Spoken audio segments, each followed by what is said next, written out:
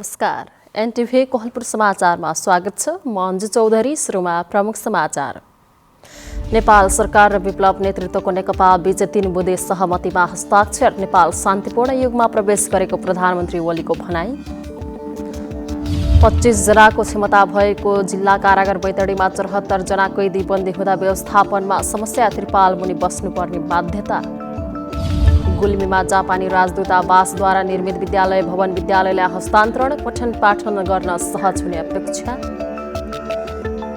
इसाई धर्मगुरु pope Francis इराकका लागि रोमबाट प्रस्थान। इराकी अधिकारीहरू र इस्लाम धर्मगुरुसँग भेटघाटको कार्यक्रम तय। र 7औं प्रधानमन्त्री आमन्त्रण महिला भलिबल प्रतियोगिता आजदेखि नेपालगञ्जमा सुरु। उद्घाटन गुहेलमा नेपाल पुलिस क्लबको विजयी सुरुवात। समाचार अब विस्तारमा। नेपाल सरकार र नेत्र विक्रमचन्द विप्लव नेतृत्वको नेपाल कम्युनिस्ट पार्टी बीच 3 बुँदे सहमतिमा हस्ताक्षर भएको छ। आज काठमाडौँमा प्रधानमन्त्री केपी शर्मा ओली तथा नेकपा महासचिव नेत्र विक्रमचन्द विप्लवको उपस्थितिमा हस्ताक्षर भएको हो। पछिल्लो समय ध्वंसात्मक गतिविधि गर्दै आएको भन्दै प्रतिबन्धमा परेको नेत्र विक्रमचन्द विप्लव नेतृत्वको नेपाल कम्युनिस्ट पार्टी र नेपाल सरकार बीच 3 बुँदे सहमतिमा हस्ताक्षर भएको छ। सहमतिमा सरकारी वार्ता टोलीका संयोजक गृहमन्त्री रामबहादुर थापा बादल र नेकपाको तर्फबाट प्रवक्ता खड्गबहादुर विश्वकर्मा प्रकाण्डले हस्ताक्षर गर्नुभयो। काठमाडौँमा प्रधानमन्त्री केपी शर्मा ओली तथा नेकपा महासचिव नेत्र विक्रमचन्द विप्लवको उपस्थितिमा हस्ताक्षर भएको हो। सहमतिपछि हस्ताक्षर भएका 3वटा बुँदा मध्ये पहिलो बुँदामा दुवै पक्ष नेपाल सरकार, नेपाल कम्युनिस्ट पार्टी देशको राजनीतिक समस्याहरू वार्ता र संवादबाट समाधान गर्न सहमत भएका छौँ भनिएको छ। त्यस्तै दोस्रो बुँदामा नेपाल कम्युनिस्ट पार्टी आफ्ना सबै राजनीतिक क्रियाकलाप शान्तिपूर्ण रूपमा गर्न सहमत भएको छ भनिएको छ भने तेस्रो बुँदामा नेपाल सरकार, नेपाल कम्युनिस्ट पार्टीमाथि लगाइएको प्रतिबन्ध हटाउन, कारागारमा रहेका पार्टीका नेता तथा कार्यकर्ता रिहाई गर्न र सम्पूर्ण मुद्दाहरू खारेज गर्न सहमत भएको छ भनी उल्लेख गरिएको छ। हस्ताक्षर कार्यक्रममा प्रधानमन्त्री केपी शर्मा ओलीले नेपालमा अबदेखि हिंसात्मक द्वन्द्व अन्त्य भएको घोषणा गर्नुभएको छ। विप्लव समूहसँग 3 बुँदे सम्झौता भएपछि आयोजित कार्यक्रममा प्रधानमन्त्री ओलीले नेपाल शान्तिपूर्ण युगमा प्रवेश गरेको बताउनुभयो। नेपाल शान्तिपूर्ण युगमा प्रवेश गरेको छ।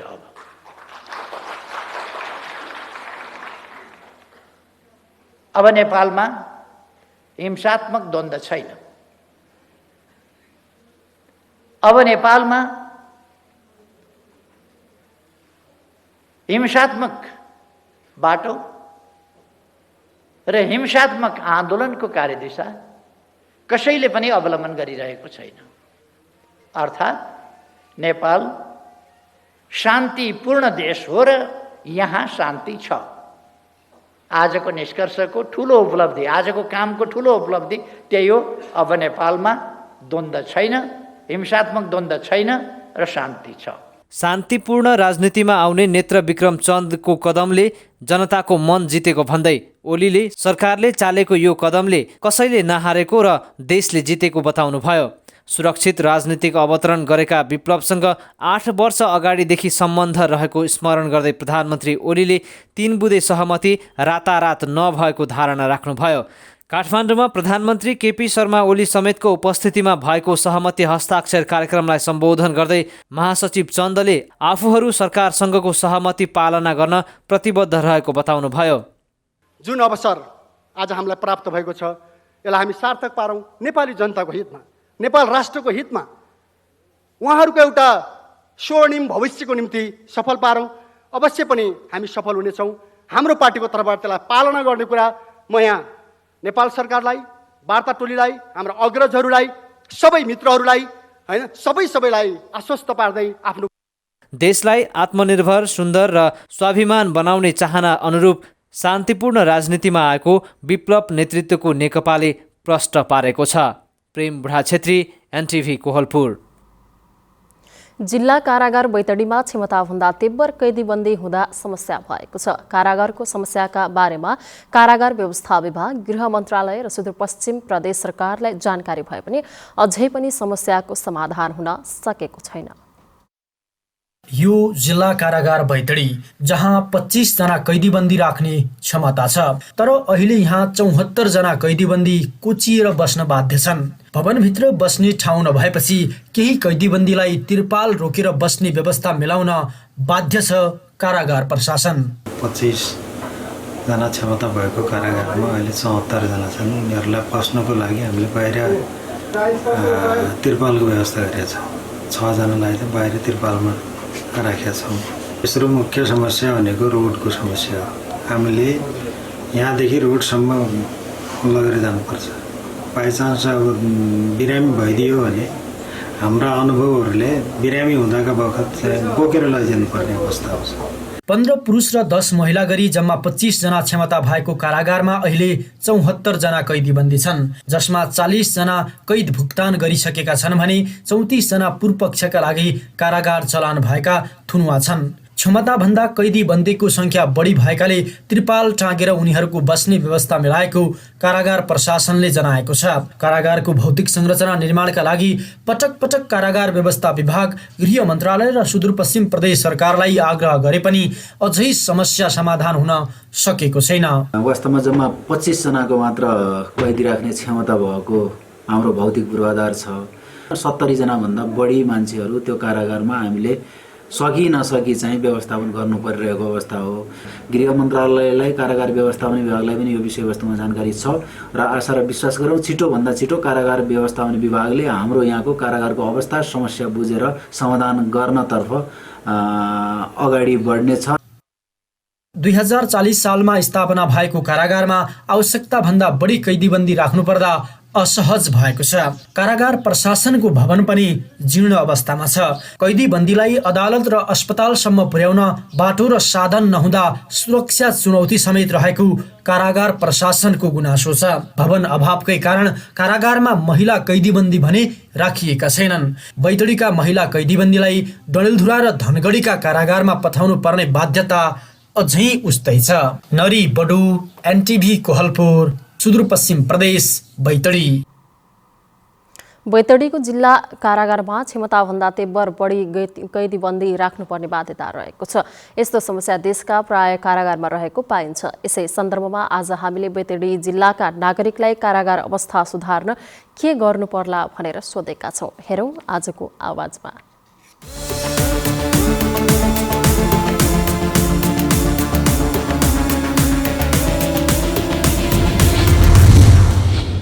बैतडी कारागारको समस्या भनेको विगतका वर्षहरूदेखि नै समस्या हो।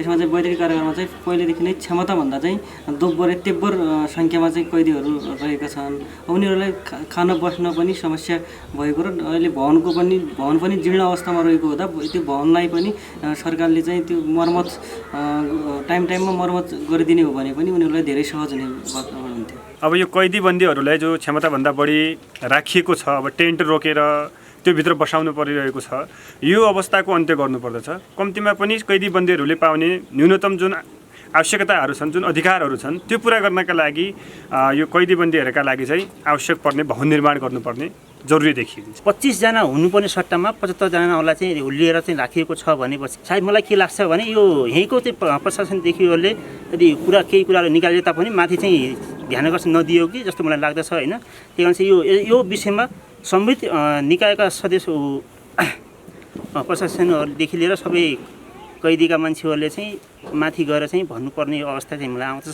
त्यही कारण चाहिँ के छ भने चाहिँ हामी 25 जनामा 75 जना मान्छेलाई चाहिँ नराखियोस्। 25 जनाको मात्रै त्यहाँ राख्ने ठाउँ हो। अब अहिले तेब्बर तपाईँको 72 जनासम्म त्यहाँ छ। त्यहाँ त्रिपाल रोकेर बस्नुपर्ने अवस्था छ। यहाँको जुन सम्बन्धित निकाय नेपाल सरकार छ, त्यो नेपाल सरकारको मार्फतको त्यो एउटा निकाय त्यो पनि भएको हुनाले त्यसमा कमसेकम त्यसलाई हेर्नुपर्ने, त्यसको प्रशासनिक भवन पनि हामीले हेर्दै गर्दा एकदमै जीर्ण अवस्थामा छ र त्यो जहाँ कैदी बन्दी त्यो घर छ त्यो पनि जीर्ण अवस्थामा छ।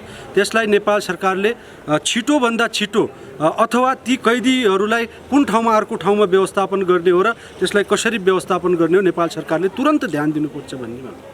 बैतडीमा कारागारको एकदमै समस्या रहेको अवस्था छ। जुन यो क्षमताभन्दा बढी कैदीहरू अहिले त्यहाँ राखिएको छ तिनीहरूलाई अहिले समस्या नै भएको अवस्था छ। यसको लागि अब नेपाल सरकारले पनि भवन निर्माणमा जोड दिनु पर्यो। त्यहाँको अब त्योभित्र पनि उनीहरूलाई सजाय केन्द्र मात्र नभएर सुधारका कार्यक्रमहरू के गर्न सकिन्छ भनेर चाहिँ केन्द्रीय सरकारले प्रदेश सरकारसँग अनि स्थानीय सरकारसँग चाहिँ पहल चालेर अब त्यो सजाय केन्द्रलाई सुधार केन्द्रको रूपमा चाहिँ व्यवस्थापन गर्न सक्यो र कैदीहरूलाई यदि सुधार गर्न सक्यो त्योभित्र उनीहरूलाई जुन नेपाल सरकारले चाहिँ दिनुपर्ने अधिकारहरू कारागारभित्र पनि उनीहरूलाई त्यो सहजपूर्ण तरिकाले चाहिँ दिन सक्नु पर्यो।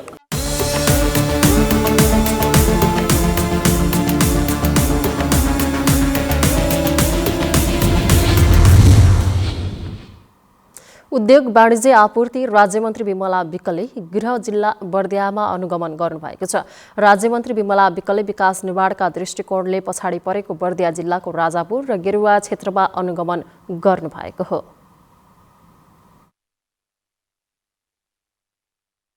उद्योग वाणिज्य आपूर्ति राज्यमन्त्री विमला विकले गृह जिल्ला बर्दियामा अनुगमन गर्नुभएको छ। राज्यमन्त्री विमला विकले विकास निर्माणका दृष्टिकोणले पछाडि परेको बर्दिया जिल्लाको राजापुर र गेरुवा क्षेत्रमा अनुगमन गर्नुभएको हो।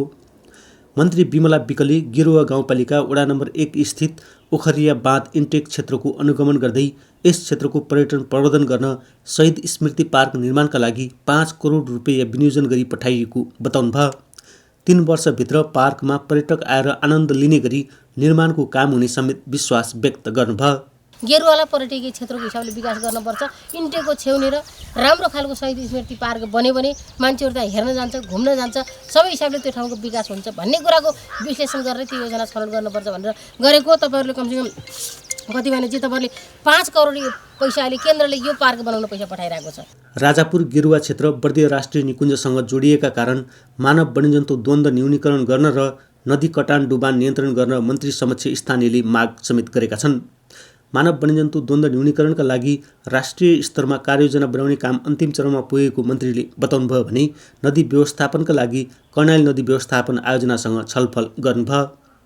नेपालकै लामो कर्णाली गेरुवा पुल स्थित कोठेघाट क्षेत्रमा पर्यटन पूर्वाधार विकास गर्न पिकनिक स्थल निर्माणका लागि 6 करोड 89 लाख रुपैयाँ विनियोजन गरेर राजापुर नगरपालिकामा पठाइएको समेत मन्त्री विमला विकले बताउनुभयो। कोठेघाटमा पिकनिक स्पट बनाएर एउटा राम्रो पर्यटकीय क्षेत्र कोठेघाटमा बनाउने भनेर तपाईँको 6 करोड 89 लाख रुपियाँ पैसा त्यहाँ कोठेघाटमा छनौट गरिएको छ। मन्त्री विमला विकले विकासबाट निकै पछाडि परेको क्षेत्रलाई अगाडि बढाउने अभियानमा योजनाका साथ लागेको बताउँदै राजापुरलाई विशेष आर्थिक क्षेत्र घोषणा गरी काम अगाडि बढेको बताउनुभयो। राजापुर नगरपालिकाको वडा नम्बर 4 र 7 को सिमानामा रहेको 40 हेक्टर क्षेत्रफलमा विशेष आर्थिक क्षेत्र निर्माणका लागि EIA र DPR निर्माण गर्न सूचना प्रकाशित समेत भइसकेको जानकारी गराउनुभयो। राजापुरमा हामीले चाहिँ विशेष आर्थिक क्षेत्र घोषणा गर्दैछौँ अहिले। अब अहिले तपाईँको EIA र DPR गर्नका लागि चाहिँ अस्ति भर्खरै लगभग 5-6 दिन भयो सूचना निस्किएको छ। तपाईँको गोर्खापत्रमा सूचना निस्किएको छ। त्यो सूचना अनुसार चाहिँ यही आर्थिक वर्षभित्र काम सुरु हुने गरी अगाडि बढाइएको छ। राजापुर र गेरुवामा सम्भावनाको रूपमा रहेको यहाँको कृषि र पर्यटनको क्षेत्र नै हो। उक्त क्षेत्रमा प्रभावकारी कार्य हुन सके राजापुर क्षेत्रको मुहार फेरिने थियो। दिलप्रकाश गौतम, नेपाल टेलिभिजन, राजापुर, बर्दिया। समाचारको क्रम जारी छ। अहिलेलाई एकैछिनको विश्राम।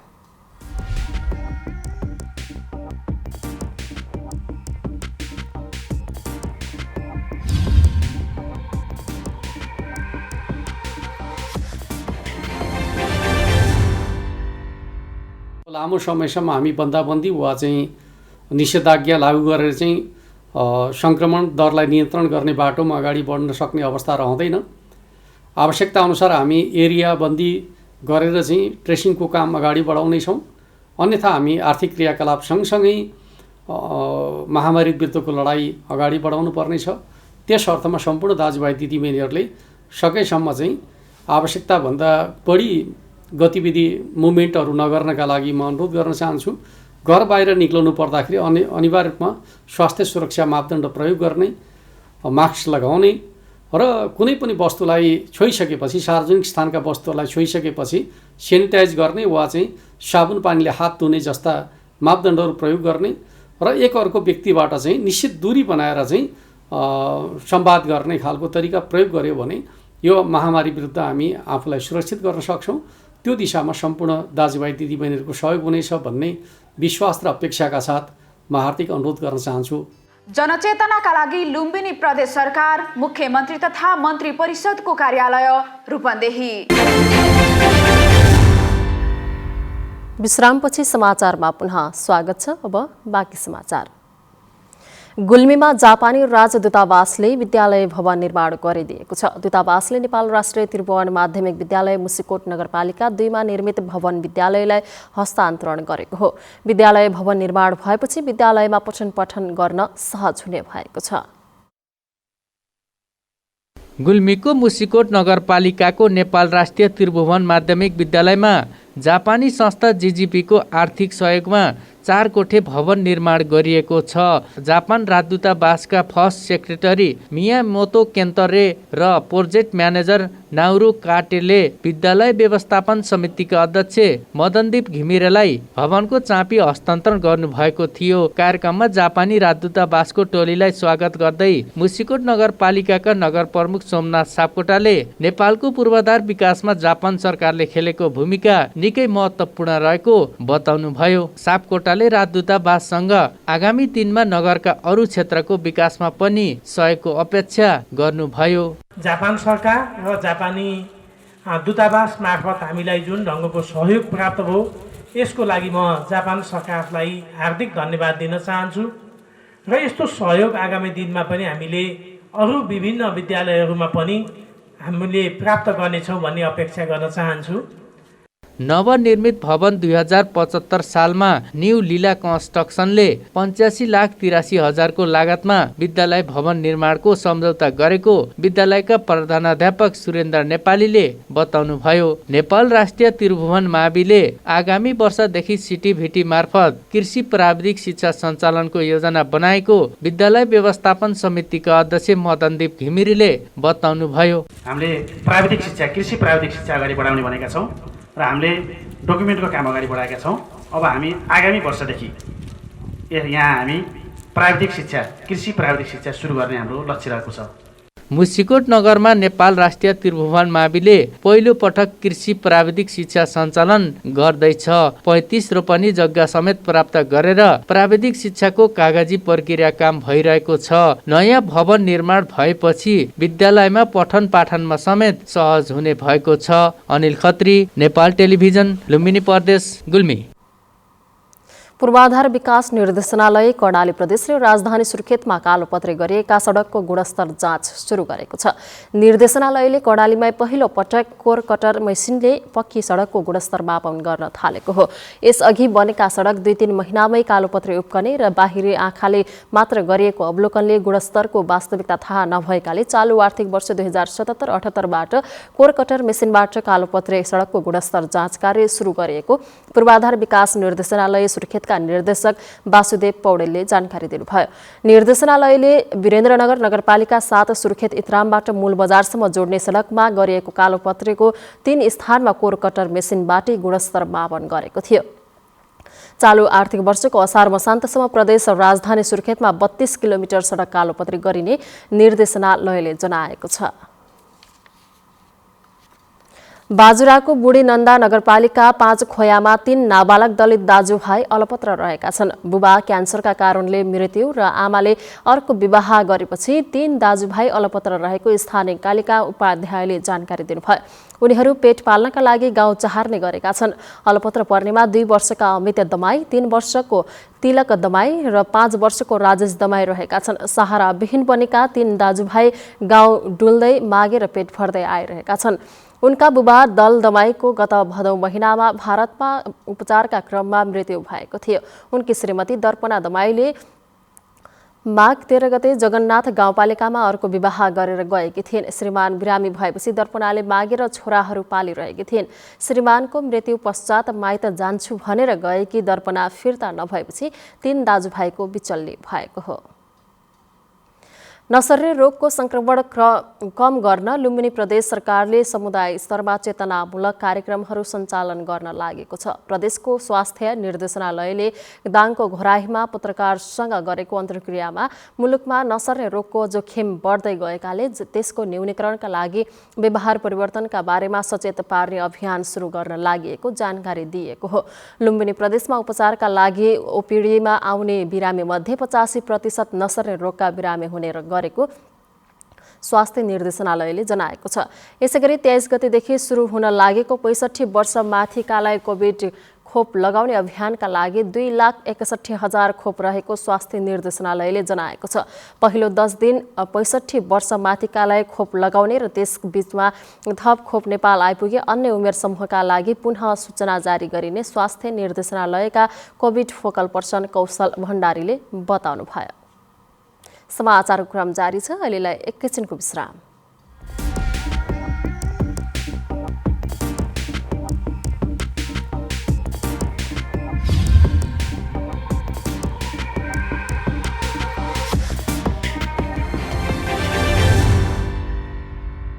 खेतदेखि भान्सासम्म, गोठदेखि बारीसम्म व्यस्त रहन्छ कृषक।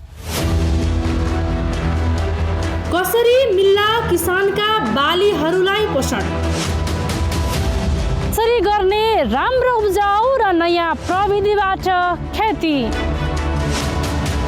अनि कसरी सफल होला त किसान आफ्नो कर्ममा? यी सबै सवालको मिल्नेछ जवाफ कार्यक्रम कृषि संवादमा। हेर्न नभुल्नुहोला, प्रत्येक बुधबार बेलुकी 6 बजे। कृषि क्षेत्रको विकासपछि मात्र सम्भव छ आर्थिक समृद्धि। तपाई अहिले एनटिभी कोहलपुर हेर्दै हुनुहुन्छ। अब बाँकी समाचार। जनस्वास्थ्य सेवा कार्यालय सुर्खेतले 65 वर्ष उमेर समूह पुगेका झण्डै 25,000 ज्येष्ठ नागरिकलाई कोरोना भाइरस विरुद्धको खोप लगाउने तयारी गरेको छ। जिल्लाका 60 केन्द्र मार्फत पहिलो चरणमा छुटेकादेखि सो उमेर समूहका ज्येष्ठ नागरिकलाई फागुन 23 देखि 28 गतेसम्म खोप लगाउने तयारी गरिएको हो। स्वास्थ्य सेवा कार्यालयका अनुसार पहिलो चरणमा फागुन 23 देखि 25 गतेसम्म वीरेन्द्रनगर नगरपालिका, लेकबेसी नगरपालिका, बराहाताल गाउँपालिका र चिङगाड गाउँपालिकामा तथा दोस्रो चरणमा फागुन 26 देखि 28 गतेसम्म चौकुने गाउँपालिका, सिमता गाउँपालिका, गुर्भाकोट नगरपालिका र पञ्चपुरी नगरपालिकामा खोप अभियान सञ्चालन हुनेछ। कार्यालय प्रमुख चेतन निधि वाग्लेले खोप अभियानका लागि 256 भन्दा बढी स्वास्थ्यकर्मी, 600 स्वयंसेवक र चिकित्सक सहितको 4 टोली परिचालन हुने बताउनुभयो। अब अन्तर्राष्ट्रिय समाचार।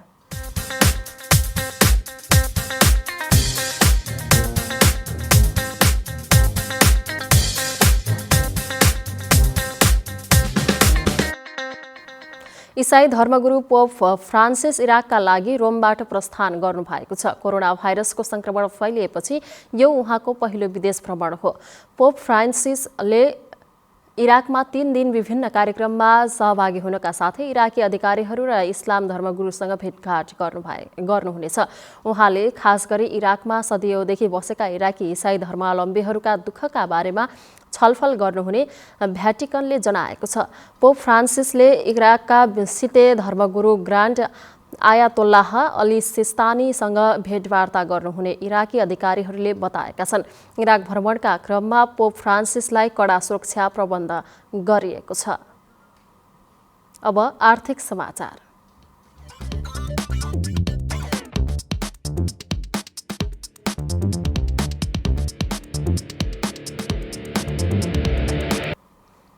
केही दिनदेखि लगातार ओह्रालो लागिरहेको सुनको मूल्य आज पनि तोलामा 900 रुपियाँले घटेको छ। स्थानीय बजारमा आज छापावाल सुन 900 रुपियाँले घटेर प्रति तोला 85,600 रुपियाँमा कारोबार भइरहेको छ। छापावाल सुन हिजो तोलामा 86,500 रुपियाँमा कारोबार भएको थियो। यसैगरी तेजाबी सुनको मूल्य आजका लागि तोलाको 85,150 रुपियाँ निर्धारण भएको छ। तेजाबी सुन हिजो तोलामा 86,050 रुपियाँमा कारोबार भएको थियो। यस्तै चाँदीको मूल्य पनि आज हिजोको तुलनामा तोलामा 35 रुपियाँले घटेको छ। हिजो तोलामा 1,285 रुपियाँमा कारोबार भएको चाँदी आज भने 1,250 रुपियाँमा कारोबार भइरहेको नेपाल सुन चाँदी व्यवसायी महासंघले जनाएको छ। अब खेलकुद समाचार।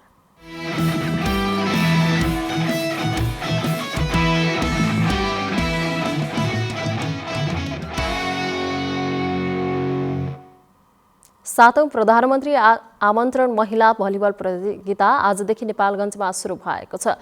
जिल्ला भलिबल संघ बाँकीको आयोजनामा 5वटा टिम सहभागी रहेको सो प्रतियोगिता शुक्रबार प्रतियोगिताका संयोजक तथा लुम्बिनी प्रदेश सभा सदस्य कृष्ण केसी नमुना र मिस नेपाल नम्रता श्रेष्ठले संयुक्त रूपमा रेफ्री शान्ति गुरुङलाई बल हस्तान्तरण गरेर उद्घाटन गरिएको हो।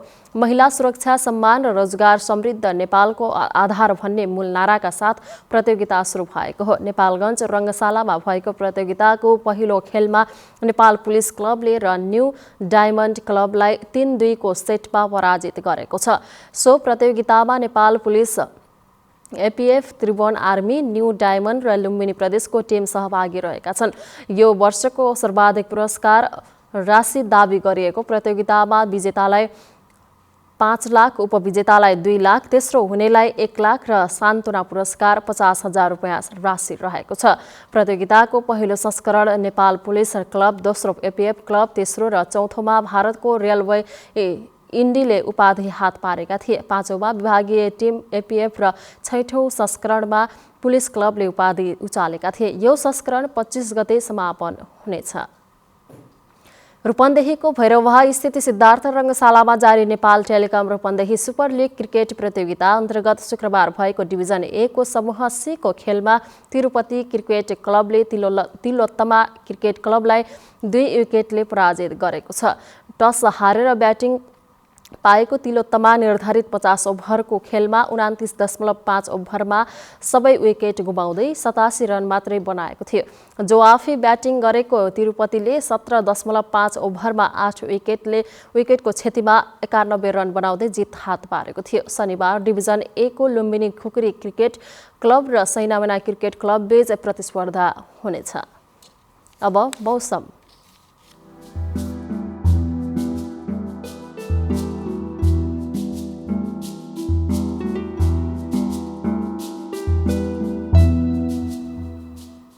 आज दिउँसो देशका पहाडी भूभागहरूमा आंशिकदेखि सामान्य बदली रही बाँकी भूभागहरूमा मौसम सामान्यतया सफा रहनेछ। राति देशको पहाडी भूभागहरूमा आंशिकदेखि सामान्य बदली रही बाँकी भूभागहरूमा मौसम सामान्यतया सफा रहने मौसम पूर्वानुमान महाशाखाले जनाएको छ। अब मौसम सम्बन्धी थप विवरण।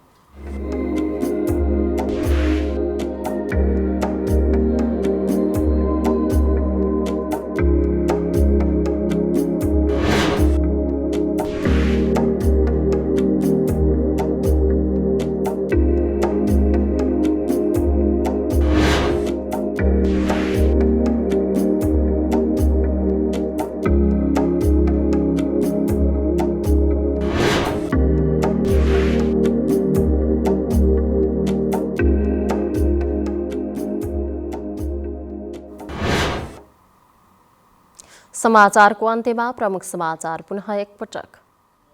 नेपाल सरकार र विप्लव नेतृत्वको नेकपा बीच 3 बुँदे सहमतिमा हस्ताक्षर। नेपाल शान्तिपूर्ण युगमा प्रवेश गरेको प्रधानमन्त्री ओलीको भनाई। 25 जनाको क्षमता भएको जिल्ला कारागार बैतडीमा 74 जना कैदी बन्दी हुँदा व्यवस्थापनमा समस्या, त्रिपाल मुनि बस्नुपर्ने बाध्यता। गुल्मीमा जापानी राजदूतावासद्वारा निर्मित विद्यालय भवन विद्यालयलाई हस्तान्तरण पठन पाठन गर्न सहज हुने अपेक्षा। इसाई धर्मगुरु पोप फ्रान्सिस इराकका लागि रोमबाट प्रस्थान। इराकी अधिकारीहरू र इस्लाम धर्मगुरुसँग भेटघाटको कार्यक्रम तयार। र 7औं प्रधानमन्त्री आमन्त्रण महिला भलिबल प्रतियोगिता आजदेखि नेपालगञ्जमा सुरु। उद्घाटन खेलमा नेपाल पुलिस क्लबको विजय सुरुवात। हवस् त अहिलेलाई समाचारको सिलसिला यति नै। बिदा दिनुहोस्। नमस्कार।